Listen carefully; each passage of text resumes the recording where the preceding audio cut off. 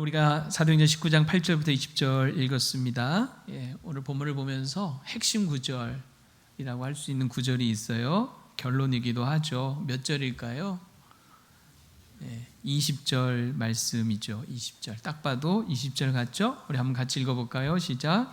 이와 같이 주의 말씀이 힘이 있어 흥왕하여 세력을 얻으니라. 우리 안보고 한번 해볼까요? 시작. 이와 같이 주의 말씀이 힘이 있어 흥왕하여 세력을 얻으니라. 한 번 더 시작.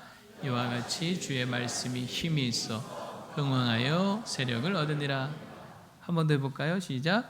이와 같이 주의 말씀이 힘이 있어 흥왕하여 세력을 얻으니라. 아멘. 세 번만 해도 다 외운 것 같아요. 주의 말씀을 이렇게 날마다 암송하는 귀한 은혜가 있기를 바랍니다. 여기 보면 주의 말씀이 뭐가 있어요? 힘이 있어. 힘이 있죠. 지난 부흥회 통해서 우리 강사 목사님 통하여 얼마나 이 주의 말씀이 힘이 있는지 생생한 간증과 함께 우리가 많은 은혜 받으신 줄 압니다. 혹시 부흥회 참석 못하시거나 말씀 아직 듣지 못하신 분들은 꼭 유튜브 영상 이렇게 우리 교회 홈페이지나 이런 데 들어가 보시면 있으니까요. 꼭 찾아서 들어보시면 큰 은혜가 될 줄 압니다. 몇몇 분들이 부흥의 소감을 이렇게 좀 쓰셔서 제출을 하셨더라고요. 한 성도님이 이렇게 얘기하셨어요. 계속되는 불경기에 마음이 어지럽고 잡히지 않아 영적으로 고민도 많이 되고 가라앉은 상태였습니다. 그러다 부흥의 말씀을 듣는데 하나님 보시기에 좋았다라는 말씀이 마음에 안착되었습니다. 내가 보기에 불안하고 안 좋았던 거지 하나님 보시기에는 좋았더라는 말씀을 내 입으로 되뇌이자 모든 게 다 풀어졌습니다. 그래, 하나님께서 좋다 하시는데 내가 왜 이렇게 나를 옥죄이면서 살고 있나, 이제는 해방되어야 되겠다 싶었습니다. 실제로 눈에 보이는 상황과 뉴스에 눈과 마음을 가까이 하지 않고 이제는 말씀 암송으로 마음을 가득 채우고 주님과 진짜 동행하려고 합니다 하는 한 성도님의 소감이었고요. 또 한 집사님은 첫날 저녁 말씀을 듣고 다음 말씀이 너무 기대가 되어 새벽에 잘 못 일어나는데도 눈이 번쩍 떠지는 은혜가 있었습니다. 한 구절 20번 읽기로 가정 예배가 쉽고 부담이 없어서 월요일부터 지금까지 매일 하고 있습니다. 하는 이런 고백들을 해주셨어요. 하나님 말씀이 힘이 있어서 우리의 삶을 만지시고 치유하시고 회복시키시고 결단케 하시는 줄로 믿습니다. 저는 개인적으로 가장 마음에 부딪혔던 말씀이 있었는데요. 목사님 개척교회 하시고 목회하면서 겪으셨던 이야기 하셨죠. 개척하고 무려 4년 동안 생활비 한 푼 못 받고 지내면서 성도들에 대한 미움, 분노, 막 서운한 감정이 막 차오를 때 고린도전서 13장 사랑장을 설교해야 하면서 정작 자신은 설교한 대로 말씀대로 성도를 사랑하지 못하는 그 모습에 너무 부끄럽고 초라하고 괴로워서 결국 교회를 사임하셨노라고 하는 그 말씀을 듣는데 마치 제 심정을 이렇게 이야기하시는 것 같았어요. 물론 여러분에게 서운하다 이 말은 아니고 그 부분이 아니고 사실 저는 서운할 게 하나도 없죠. 우리 성도님들 얼마나 저와 저희 가정에게 과분할 정도로 잘해 주십니까? 그 서운한 거 미운 거 하나도 없는데 그런데 나는 정말 성도들을 얼마나 사랑하고 있나 이렇게 생각을 해보니까 정말 사랑이 없는 목사구나 하는 생각이 많이 들더라고요. 제 타고난 기질과 이 성향이 사람보다는 일 중심적인 사람이에요. 그래서 교회 사역도 일로 할 때가 참 많아요. 근데 사랑 없이도요 일은 얼마든지 할 수 있고 또 할 수 있는 일도 참 많아요. 근데 성경은 분명히 뭐라고 말하냐, 고린도전서 13장에 보면 아무리 사람의 방언을 하고 천사의 말을 할지라도 사랑이 없으면 그거 울리는 소리와 꽹과리에 불과하지 않다라고 말씀하지 않습니까? 예언을 하고 산을 옮길 만한 믿음이 있고 모든 것을 구제하고 몸을 불사르게 내줄지라도 사랑이 없으면 아무 소용없고 아무것도 아니고 아무 유익이 없다라고 말씀을 하시죠. 그 말씀을 듣는 내내 너무 부끄럽더라고요. 우리 앞자리에 앉아 있었는데 뒤통수가 계속 따갑더라고. 성도들이 막 째려보는 것 같아가지고 너무 우리 성도님들에게 죄송했어요. 정말 저렇게 예수님 닮은 목사님이 우리 교회 오셔서 목회하셨으면 우리 성도들 다 행복하실 텐데 참 부족한 이 종이 와서 참 죄송하다 하는 이런 마음이 들면서 그날은 이 마무리하러 강단에 올라갈 자신도 잘 안 생기더라고요. 정말 목사로서 이런 부분에 너무 자질이 없고 부족하다 하는 이런 생각을 참 많이 하게 되었습니다. 그래도 제가 왜 이 말씀을 드리냐면 그날 한편으로 또 깨닫는 말씀이 있었어요. 사랑은 하나님이 주시는 은사라고 하는 거죠. 그래서 13장 고린도전서에서 사랑장을 말할 때 바울은 먼저 12장 또 뒤에 14장에서 방언이나 예언 같은 은사, 또 능력을 행하고 병을 고치는 은사를 이렇게 얘기하면서 가운데 에기스처럼 더 큰 은사를 사모해라, 내가 또한 가장 좋은 길을 보이리라 하시면서 하신 말씀이 바로 이 사랑은 오래 참고 온유하며 이렇게 말씀을 하는 거죠. 사실 이미 다 알고 있는 말씀이었지만 강사 목사님도 이 말씀을 통해서 완전히 달라지고 목회가 새로워졌다라는 그 얘기를 말씀을 듣는데 저도 작은 기대와 소망을 또 갖게 되었습니다. 그래, 나에게는 사랑이 없어도 하나님은 사랑 그 자체이시니 이 사랑의 은사를 사모하고 구하면 나에게도 주시지 않겠나. 어느 날 갑자기 하루아침에 되지는 않을지라도 조금씩이라도 변할 것을 기대해 봅니다. 여러분, 주의 말씀은 분명 힘이 있죠. 그래서 때로는 강하게 우리를 책망하기도 하고 교훈하기도 하고 바르게 하기도 하고 의로 교육합니다. 때로는 정말 따뜻하게 위로하시죠. 공중나는 새를 봐라, 들의 백합화를 봐라, 심지도 않고 거두지도 않되 먹이시고 입히시지 않느냐, 하물며 너희일까 보냐, 하물며 너희일까 보냐 하시면서 우리를 위로하고 치유하고 회복하게 하시기도 하죠.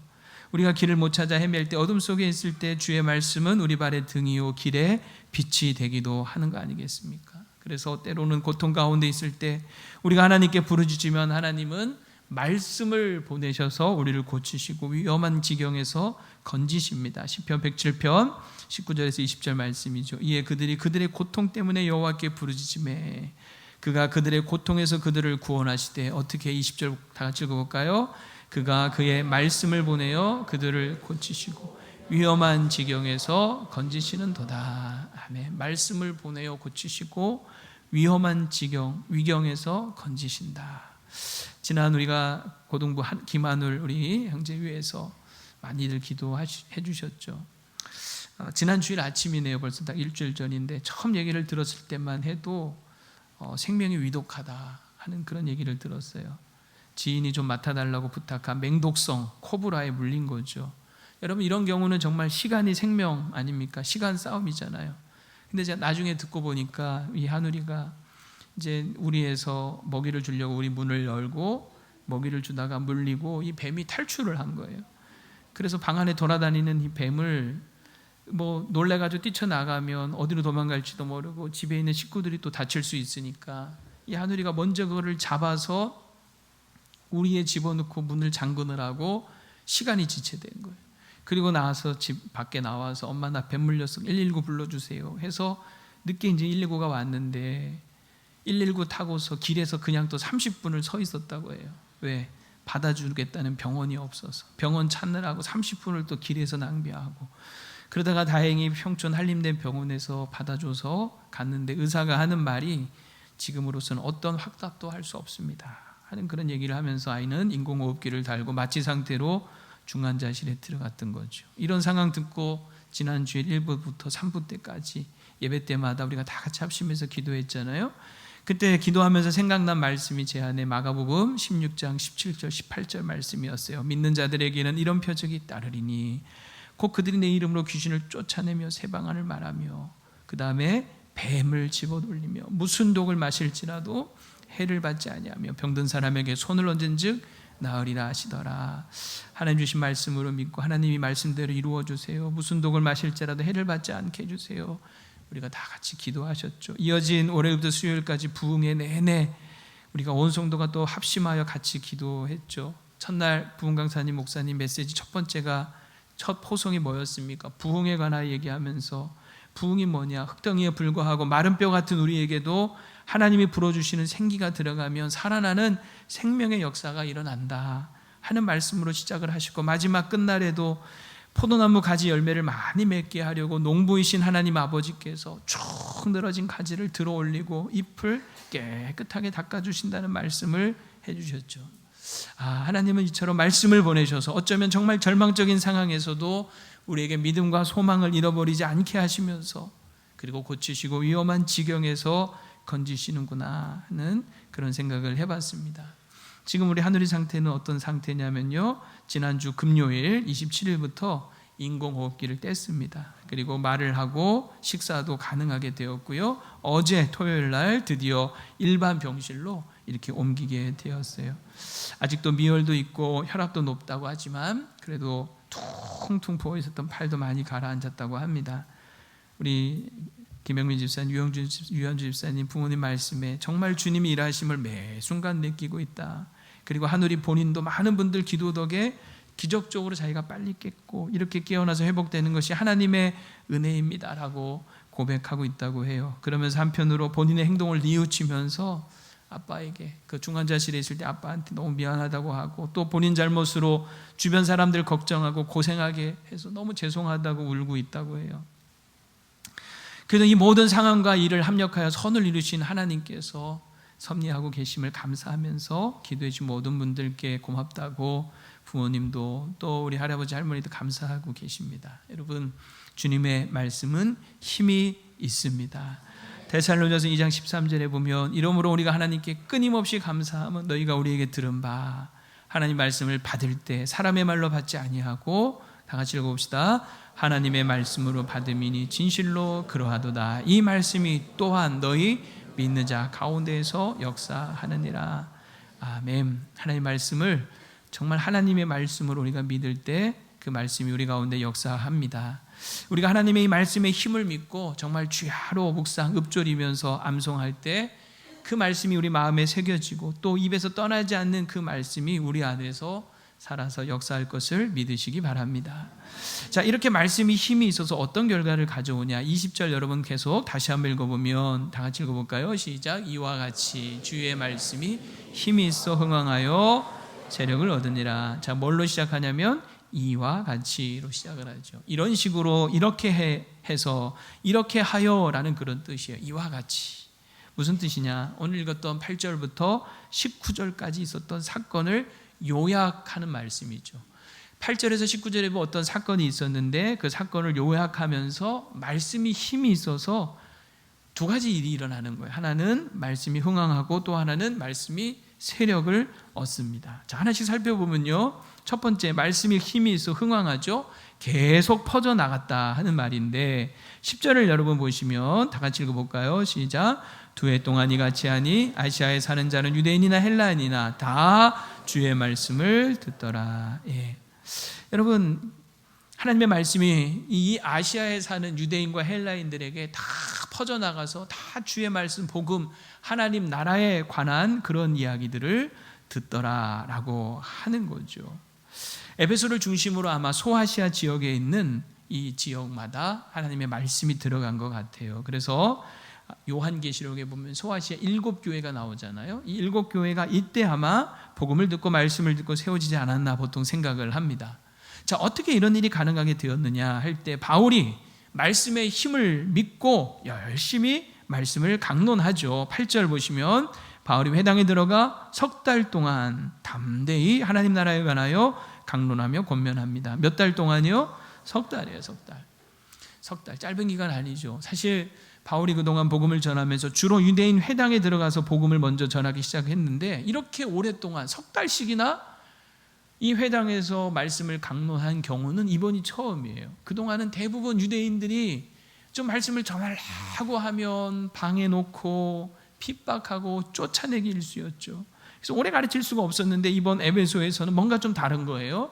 무려 석 달이나 이 회당에서 말씀을 강론할 수가 있었어요. 얼마나 기대감이 컸겠어요. 아, 여기는 뭔가 좀 다르구나 하는 기대감이 있었겠죠. 또 바울이 전한 것은 뭐였냐면 하나님 나라에 관한 것이었습니다. 여러분, 예수님도 공생애를 처음 시작하시면서 첫 번째 하셨던 설교가 뭐였냐면 회개하라, 천국이 가까이 왔느니라. 천국, 하나님 나라 아닙니까? 하나님 나라를 선포하셨고 마지막 부활하시고 승천하시기 직전까지 제자들에게 가르치셨던 것이 바로 이 하나님 나라였던 거죠. 예수님이 많은 말씀을 하셨는데 그 중에 가장 중요한 핵심 구절이 마태복음 6장 33절, 다 외우시는 말씀이죠. 한번 외워볼까요? 시작. 그런즉 너희는 먼저 그의 나라와 그의 의를 구하라. 그리하면 이 모든 것을 너희에게 더하시리라. 이번 우리 강사 목사님이 자신의 인생 구절이라고 소개하셨던 말씀 아닙니까? 그 구절 말씀대로 정말 그분의 인생 가운데 하나님이 얼마나 많은 것들을 더하시고 그 삶을 책임져 주셨는지 우리가 참 은혜 받으면서 들었죠. 사실 이 마태복음 6장 33절 저의 인생에 있어서도 인생 구절 같은 말씀이에요. 이 말씀 그대로 하나님이 제 인생에도 얼마나 많은 놀라운 은혜를 베풀어 주셨는지 모릅니다. 그러니 이 하나님 나라를 얘기를 들으면 사실 가슴 뛰는 주제 아닙니까? 바울은 로마가 세상을 지배하고 통치하는 그 나라 한복판에서 하나님이 왕이신, 하나님이 통치하시는 그 하나님 나라를 담대하게 거침없이 계속해서 전했던 것이죠. 자, 그런데 돌아온 반응은 여러분 어떤지 아십니까? 실망스러웠어요. 구절을 보면 어떤 사람들은 마음이 굳어 순종하지 않고 무리 앞에서 이 도를 뭐 합니까? 비방해요. 비방. 마음이 굳어서, 마음이 열리지 않아서 그 말씀을 걷어내는 거죠. 순종하지 않고 이 말씀을 사람들 앞에서 비방하기 시작을 하는 거예요. 참 실망스러운 상황이죠. 근데 사실 이러한 반응은 이상한 것도 아니에요. 왜냐하면 예수님이 설교할 때도, 베드로가 복음을 전할 때도, 스데반이 복음을 전할 때도 항상 이런 반응은 있었죠. 이건 뭐냐면 역설적으로 말씀이 힘이 있다는 증거입니다. 말씀이 힘이 없으면요, 아예 이런 반응 자체가 없는 거예요. 근데 말씀에 힘이 있으니까 자꾸 마음에 부딪히고 찔리는 거죠. 근데 마음에 찔려서 우리가 어찌할꼬 회개하기도 하지만 마음에 찔려서 저놈을 어찌할까 하면서 이를 갈기도 하더라는 거죠. 그래서 여러분 중요한 건 뭐냐면 오늘 다시 구절을 보면 어떤 사람들은 이라는 거, 어떤 사람들. 모두가 아니었다는 거죠. 어떤 사람들이 그랬다는 거지 전부는 아니었다는 거예요. 바울은 이 어떤 사람들의 반응 때문에 낙심하거나 주눅들지 않습니다. 그래서 말씀을 강론하는 것을 멈추지를 않아요. 그리고 오히려 어떻게 하느냐, 9절 하반절 보면 자, 바울이 어떻게 하죠? 그들을 떠나 제자들을 따로 세우고 두란노 서원에서 날마다 강론합니다. 더 적극적으로 오히려 말씀을 강론하는 거예요. 제자들을 따로 세웠다고 했는데 아마 6절 7절에 보면 바울이 그들에게 안수하며 성령이 그들에게 임하심으로 방언도 하고 예언도 하니 모두 얼마쯤 되었어요? 12사람쯤 되더라. 이 12명의 이 제자들, 이 바울이 아마 이 사람들을 중심으로 이들을 주축으로 해서 이 두란노에서 제자 훈련을 한 것 같아요. 누가 생각납니까? 예수님 생각나죠. 예수님도 소수정예 12명의 제자를 부르시고 제자 훈련 시키셨잖아요. 그것도 이제 보면 회당에서 일주일에 한 번 하던 것을 이제는 아예 두란노 서원을 통째로 빌려서 날마다 강론을 하는 거죠. 근데 이제 학자들이 이 시간대가 언제냐, 보통 아침 11시에서 오후 4시까지로 봅니다. 이 두란노 서원은 일종의 아카데미로 많은 강좌들이 있었던 것 같아요. 그런데 11시에서 오후 4시까지는 그 지역 사람들은 가장 취약한 시간, 너무 날씨가 더워서 대부분 잠을 자거나 쉬는 시간이에요. 그래서 그 공간이 마침 비는 거죠. 그래서 그 시간을 이용하여 바울과 제자들은 하나님의 말씀을 배우고 가르쳤던 거예요. 그러니까 남들이 일할 때 같이 일하고 남들이 쉴 때 따로 모여서 말씀을 배운 겁니다. 이 말씀에 대한 대단한 열심과 열정을 우리가 여기서 볼 수 있는 거죠. 우리 교회도 보면 이렇게 말씀에 대한 열정과 열심이 대단하신 분들이 참 많아요. 우리 T성경 공부합니다마는 낮 시간에도 많이 참석하시지만 저녁 시간에도 그렇게 많이들 모이세요. 그래서 9시 반, 10시까지 늦은 시간까지 말씀을 서로 나누고 또 토요일 새벽같이 T 공부하시는 분들 계셔요. 아마 직장이나 사업 때문에 낮이나 평일에는 시간 내기 어려우니까 그 피곤한 저녁 시간, 토요일 새벽 시간을 내어서 말씀을 배우는 거죠.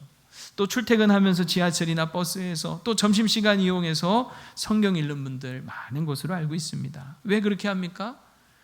말씀이 너무 좋은 거죠. 말씀이 너무 단 거죠. 저도 모태신앙이지만 저는 고2 때 예수님을 인격적으로 영접하고 은혜 받았어요. 그렇게 나니까 너무 말씀이 좋더라고요. 그래서 제 고3 때는요, 점심시간마다 성경을 읽었어요. 보통 여러분 점심시간에 다 부족한 잠을 자거나 아니면 나가서 공차거나 농구하거나 그러잖아요. 근데 저는 성경을 읽었어요. 누가 뭐 시킨 거 아닌데 성경에 무슨 꿀 발라놓은 것처럼 그렇게 말씀이 달더라고요. 그렇다고요. 네. 그렇다는 겁니다. 네. 정말 말씀이 여러분에게 달아지는 은혜가 있기를 축복합니다. 말씀을 배우고 읽고 암송하고 하는 일에 열심을 내기를 축원합니다. 어느 정도나 그랬느냐 10절에 보면 2해 동안 2년이죠. 그렇게 합니다. 아마 바울이 에베소를 떠날 때까지 그렇게 한 것 같아요. 그랬더니 어떤 일이 벌어지느냐. 자, 10절 계속 보면 아시아에서 사는 자는 유대인이나 헬라인이나 다 주의 말씀을 듣더라. 아마 누가가 원래 이렇게 좀 과정법이 좀 있어요. 이 누가는 이 사도행전의 누가복음에 보면 조금 과장하는 그 경향이 있습니다만은 그만큼 많은 사람들이 하나님 말씀을 들었다는 거죠. 아시아에 사는 유대인 헬라인들이 다 주의 말씀을 들었다라고 한 거예요. 물론 바울이 직접 다 전한 것은 아닌 것 같아요. 바로 이 훈련받은 제자들이 나가서 전한 거죠. 처음엔 분명 이들은 12명쯤 되는 소수였습니다만 그러나 그들이 말씀에 붙들리고 말씀을 붙잡은 거죠. 바로 이들을 통하여 이 아시아에 있는 모든 사람들에게 하나님의 말씀 복음이 전해지기 시작을 한 거예요. 그러면서 이 제자들이 점점 늘어났을 것이고 그들을 통하여 이런 놀라운 말씀이 흥황하는, 말씀이 계속하여 퍼져나가는 역사가 일어난 겁니다. 여러분, 오늘 우리 성신교회를 통하여서 이 하나님의 말씀이 힘이 있어서 우리 사당동과 이 서울과 온 땅 가운데 힘있게 퍼져나갈 수 있기를 바랍니다. 어제 우리 또 안양 화목한 교회 방문해서 전도하고 왔잖아요. 우리 목사님께 계속 사진도 올려주고 그 현황을, 실황을 이렇게 공개를 이렇게 알려주셨는데 어제부터는 이제 또 부침개 전도를 했대요. 공원에서 사람들이 몰려드는데 막 감당을 못할 정도로 막 사람들이 몰려들었다는 거예요. 그래서 부침개 잡수시라고 앉혀놓고 드실 때까지 복음을 전하는 거죠. 다 먹을 때까지는 꼼짝 못하고 다 듣는 거죠. 그래서 많은 분들에게 복음을, 말씀을 전할 수가 있었어요. 그리고 그 중에 오늘 한번 나중에 확인해 봐야겠습니다만은 많은 분들이 주소를 적어주고 오겠다 하셨고 그 중에 5분은 아마 오늘 분명히 올 것 같다 이렇게 말씀하셨는데 얼마나 더 많이 오실지는 모르겠어요. 어쨌든 하나님의 말씀이 이렇게 힘있게 퍼져나가는 거죠. 흥황하는 거죠. 오늘 말씀의 힘을 믿고 그 말씀을 붙드는 여러분을 통하여서 여러분 가정에 믿지 않는 식구들과 또 우리가 살아가는 이 지역에 있는 모든 사람들이 다 주의 말씀, 하나님 나라에 관한 이 복음을 듣게 되기를 축복합니다. 두 번째로 주의 말씀이 힘이 있어 세력을 얻어요. 점점 힘을 떨쳤다 하는 거예요. 말씀이 퍼져나가는 것도 중요하지만 퍼져나간 말씀이 힘을 떨치는 거예요. 말씀의 능력이 막 나타나는 거죠. 11절에 보면 하나님께서 바울의 손으로 놀라운 능력을 행하게 하십니다. 여러분, 바울이 전한 것이 뭐였어요? 하나님 나라에 관한 거였잖아요. 하나님 나라가 임하면 어떤 일이 벌어지느냐? 병든 자가 살아나고 일어나고 귀신이 쫓겨나가는 역사가 막 나타나는 거죠. 바울이 하나님 나라에 관한 것을 강론하고 가르칠 때 실제로 그 바울을 통하여 하나님 나라의 통치가 이루어지고 실제로 드러나기 시작을 하는 거예요. 그래서 실제로 12절에 보면 심지어 바울의 몸에서 손수건이나 앞치마를 가져다가 병든 자에게 얹으니 병이 낫고 악귀가 떠나가는 역사가 일어납니다. 여러분, 정말 희한한 놀라운 능력이죠. 근데 여기서 중요한 거 있어요. 꼭 기억하셔야 될 것이 있어요. 그것은 뭐냐면 이런 놀라운 기적이 일어나기 전에 먼저 뭐가 있었다고요? 말씀이 흥황하는 역사가 있었던 거예요. 말씀이 먼저 전해진 거죠. 기적은 그 말씀의 결과들입니다. 꼭 기억하셔야 됩니다. 모든 기적은 말씀과 함께 나타나는 거예요. 말씀이 곧 하나님이시기 때문인 거죠. 이런 희한한 능력은 그렇기 때문에 바울이나 또 바울이 소장했던 어떤 물건 자체, 즉 뭐 손수건이나 또 어떤 앞치마에 있는 것이 아닌 거예요. 그거를 막 신성시하고 그거에 주목하면 그건 우상이 되고 미신이 되는 거예요. 이 놀라운 능력은 전적으로 하나님의 역사입니다. 하나님이 바울의 손을 통하여 이 놀라운 일을 행하신 거예요. 바로 말씀이 세력을 얻는 것, 말씀이 힘을 떨치기 시작했다라고 하는 사실입니다. 그런데 이 말씀과 상관없이, 하나님과 상관없이 그저 눈에 보이는 기적과 능력을 추구하는 사람들이 나타났어요. 그게 13절부터 나오는 돌아다니며 마술하는 어떤 유대인들이에요. 이들이 시험하여 악기 들린 자들에게 주 예수 이름을 불러 말하되 내가 바울이 전파하는 예수를 의지하여 너희에게 명한다. 여기 의지하여라고 되어 있지만 옛날 성경에는 빙자하여, 예수님의 이름을 빙자하여 그렇게 귀신에게 명한 거죠. 어떻게 되었을까요? 귀신 나갔을까요? 망신만 당합니다. 그 대표적인 사람이 14절에 나오는 유대의 한 제사장 스게와의 7 아들이에요. 이 스게와의 7 아들이 또 흉내를 내는 거죠. 그랬더니 여러분 15절에 이들이 가짜라는 것을 누가 알아봅니까? 이 악귀가 귀신같이 알아보는 거예요. 이거 가짜구나. 그래서 악귀가 뭐라고 대답합니까? 이르되 내가 예수도 알고 바울도 알거니와 너희는 누구냐 하면서 조롱하면서 16절에 보면 그 사람들 위에 뛰어올라 눌러 이기니 그들이 상하여 벗은 몸으로 알몸으로 도망가는 거죠. 정말 이보다 더 큰 망신이 어디 있겠어요.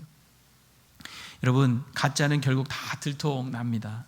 가짜 꽃은 멀리서 보면 진짜 같지만 가까이서 보면 금방 알 수 있죠. 모양은 같을지라도 향기가 없는 거죠.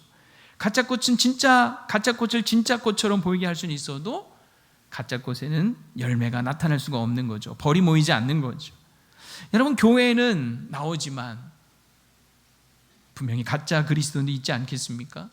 그냥 보기에는 비슷해 보여요. 같이 찬양하고 예배하고 똑같이 하는 것 같지만 그런 가짜가 있을 수 있는 거예요. 근데 그 가짜는 언젠가 드러납니다. 가짜인 줄 누가 먼저 알아봅니까?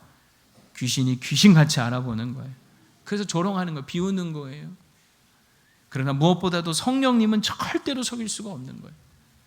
하나님을 속일 수가 없는 거죠. 예수님도 이런 말씀하셨어요. 너희가 입으로는 얼마든지 주여 주여 할 수 있다. 주의 이름으로 심지어 선지자 노릇도 하고 권능도 행하고 이것저것 할 수도 있다. 하지만 그렇다고 다 천국에 들어가는 것이 아니다. 오직 하나님의 뜻대로 행하는 자라야 들어갈 것이다 라고 말씀하셨어요. 그러니 여러분, 우리가 잠시 그냥 이 땅에서 망신당하고 창피한 것은 사실 어떻게 보면 부끄럽긴 하겠지만 그거 무서운 거 아니죠. 차라리 빨리 내가 가짜구나 라는 것이 들통이 나서 회개하고 정신 차리는 게 훨씬 나은 거죠. 진짜 여러분, 무서운 건 뭡니까? 스스로도 속고 남도 속이면서 내가 진짜인 줄 알았다가 죽었는데 하나님 앞에 섰는데 우리 주님이 우리를 바라보시면서 또 누구냐? 나 너 모르는데 하시면서 천국에 못 들어가게 하시는 거, 이게 진짜 무서운 거 아닙니까? 이게 진짜 두려운 거 아닙니까? 그러므로 나는 정말 거듭난 그리스도인인가? 하나님 앞에 묻고 질문하고 분명한 확신을 꼭 얻으실 수 있기를 바랍니다. 자, 그런데 이런 일이 일어난 후에 어떻게 되느냐? 하나님은 모든 것을 합력하여 선을 이루시는 그런 하나님이시죠. 이 웃지 못할 해프닝을 이용하여서 하나님은 이 에베소 지역에 다시 한번 영적인 격변이 일어나게 하세요. 하나님 말씀이 세력을 떨치면 이런 격변이 일어나는 거예요. 그 분위기가 17절부터 19절에 나오는데요. 메시지 성경으로 그 분위기를 제가 한번 전해보도록 하겠습니다. 우리 화면 한번 보시면요. 곧 이 일이 에베소 전역에 있는 유대인과 그리스 사람들에게 알려졌다. 이 일의 배후와 중심에 하나님이 계시다는 인식이 퍼져 나갔다. 바울에 대한 사람들의 호기심은 점차 주 예수를 높이는 마음으로 바뀌어 갔다. 그렇게 믿게 된 많은 사람들이 자신의 정체를 밝히고 은밀히 행하던 마술에서 완전히 손을 뗐다. 온갖 종류의 마술사와 점쟁이들이 마술책과 주술책을 가지고 나타나서 그것들을 전부 불태워 버렸다. 어떤 사람들이 그 값을 계산해 보니 은화 5만이나 되었다. 정말 여러분, 이 에베소 안에 놀라운 영적인 지각 변동이 일어나는 거죠. 사람들이 다 자신들의 잘못을 자복하고 그리고 그 마술하던 것을 다 끊어버리고 손을 떼는 거예요. 그래서 모아놓은 그 마술책, 주술책을 태우는데 그 값이 은화 5만이었다는 거죠. 이게 어느 정도 되냐면 환산을 해보면 이렇습니다. 은 하나를 보통 1드라크마 또는 1데나리온으로 보는데 이게 노동자 하루 품삯으로 잘 알고 있잖아요. 그러니까 은 5만이면 5만일 품삯이죠. 5만일. 5만일이면요 1년 365일로 나누면 약 137년이 되는 거예요. 그러니까 은 5만이라는 것은요, 한 사람이 1년 365일 하루도 안 쉬고 하루도 빠짐없이 매일같이 일해서 벌 수 있는 돈이에요. 이거 얼마나 어마어마한 돈입니까? 하루에 일당 10만 원으로 쳐도 50억이에요. 50억. 그거를 지금 다 불태워버린 거죠. 대단하죠? 네. 여러분, 중요한 건 뭔지 아십니까? 사실 이게 이들에게는 이 마술책, 주술책, 이게 밥벌이 수단 도구 아닙니까? 그리고 그동안 자신들이 절대적으로 믿고 있던 거 아닙니까? 그런데 진리신 예수님을 만나고 나니까 이거 다 배설물처럼 여겨지는 거죠. 살아계신 하나님의 역사를 보니까 자신들이 그동안 믿고 의지했던 것이 이거 다 헛되구나 하는 것을 안 거죠. 그래서 아낌없이 다 불태워버리는 결단을 했다는 거예요. 이게 말씀의 세력을 얻는 거예요. 말씀의 힘을 떨치는 거죠. 하영조 목사님, 돌아가신 우리 온누리교회 목사님 이야기인데요. 한 번은 유명한 영화 감독 한 분에게 성경 공부를 가르쳤대요. 근데 성경 공부를 마친 후에 이분이 밖에 나가더니 뭔가를 이렇게 막 태우더래요. 그래서 뭘 태우나 가서 봤더니 부적을 태우고 있더래요. 부적. 자기 부인이 꼭 갖고 다니라고 써준 몇백만 원짜리 부적이었대. 말씀을 배우면서 이거 다 쓸데없는 짓이구나 생각을 하고 그 몇백만 원짜리 부적을 그냥 불태워버린 거죠. 혹시 여러분 지갑이나 집에 부적 갖고 계시는 분 계시면 꼭 불태우시기 바랍니다. 그거 다 쓰잘데기 없는 짓인 거죠. 하나님 외에 내가 의지하고 있는 것이 있다면 여러분 그거 다 불태워버리시기 바랍니다. 지난주에 어떤 분이 삶이 너무 힘들고 어려워서 무당을 찾아가려고 했대요. 점집을 가려고 했다는 거예요. 그렇게 고민하고 있었는데 여러분 지난주에 설교 기억나십니까? 세상과 다른 성도의 아름다움 하면서 첫 번째 대지가 점치는 귀신을 고쳐준 얘기하면서 점 보러 다니지 마세요. 재미로라도 점치지 마세요 라고 했던 말씀을 이분이 자신에게 하는 말씀으로 듣고 가지 않겠다라고 결정하셨다는 거예요. 참 잘했어요. 참 잘하셨어요. 근데 진짜 잘하는 건 뭐라 그랬어요? 이렇게 인생이 답답하고 불안할 때 점 안 보는 건 사실은 당연한 거고 그럴 때 어떻게 해야 된다? 살아계신 하나님께 우리 인생의 길을 맡기고 기도해야 진짜 참 잘했어요 되는 거죠. 우리 인생 다 불안하고 답답하잖아요. 쓸데없이 점 보러 다니지 마시고 살아계신 하나님께 기도하시기를 바랍니다. 오늘 예수님을 믿으면서도 버리지 못하고 있는 옛 습관들이 있다면 오늘 끊어내시기를 바랍니다. 혹시 컴퓨터에 음란물 깔아놓고 계시는 분들 오늘 집에 가셔서 예수님의 이름으로 삭제하시기 바랍니다. 삭제하고 꼭 뭐도 해야 돼요? 휴지통 비우기도 꼭 하시기 바랍니다. 이제 말씀을 마치려고 합니다. 여러분 주님의 말씀은 힘이 있습니다. 그래서 계속 퍼져나가는 거죠. 흥왕하는 거예요. 막을 수가 없는 거예요. 비방하는 사람들도 있었지만 막을 수가 없는 거예요. 그리고 그렇게 퍼져나간 말씀이 힘이 있으니까 그 힘을 막 떨치는 거예요. 세력이 나타나요. 주의 말씀의 역사가 일어나는 거죠. 주의 말씀이 힘이 있어 흥왕하여 세력을 얻게 되는 거예요. 하나님은 말씀으로 세상을 천지를 창조하셨습니다. 말씀은 곧 하나님이시고 하나님은 곧 말씀이신 거예요. 하나님은 오늘도 말씀을 통하여 일하십니다. 우리는 이 말씀의 힘을 믿고 그러므로 늘 주야로 이 말씀을 우리 입에서 떠나지 않게 하고 마음에 새기고 그리고 그 말씀을 그대로 믿어야 할 것입니다. 그럴 때 이 말씀이 운동력이 있어서 살아서 운동력이 있어서 우리 안에 역사하는 거죠. 우리의 혼과 관절과 골수를 찔러 쪼개면서 우리를 살리고 치유하고 회복시키시는 거예요. 우리 다시 한번 20절 한번 외워보도록 하겠습니다. 시작. 이와 같이 주의 말씀이 힘이 있어 흥왕하여 세력을 얻으니라. 한 번 더요. 시작. 이와 같이 주의 말씀이 힘이 있어 흥왕하여 세력을 얻으니라. 제가 이걸 메시지 성경으로 봤어요. 가장 의역을 많이 한 성경으로 알려져 있죠. 이에 에베소에서 주의 말씀이 최고이자 대세인 것이 분명해졌다. 제가 저 에베소에 가로를 묶은 이유가 뭐냐면 저기 안에 우리 자신을 넣어보는 거예요. 한번 읽어봅시다. 시작. 이제 나에게 있어서 주의 말씀이 최고이자 대세인 것이 분명해졌다. 우리 가정을 넣어봅시다. 시작. 이제 우리 가정에서 주님의 말씀이 최고이자 대세인 것이 분명해졌다. 우리 자녀들 넣어보세요. 시작. 이제 우리 자녀의 삶에서 주님의 말씀이 최고이자 대세인 것이 분명해졌다. 아멘. 우리 교회 안에 주님의 말씀이 최고이자 대세인 것이 분명해지기를 바랍니다.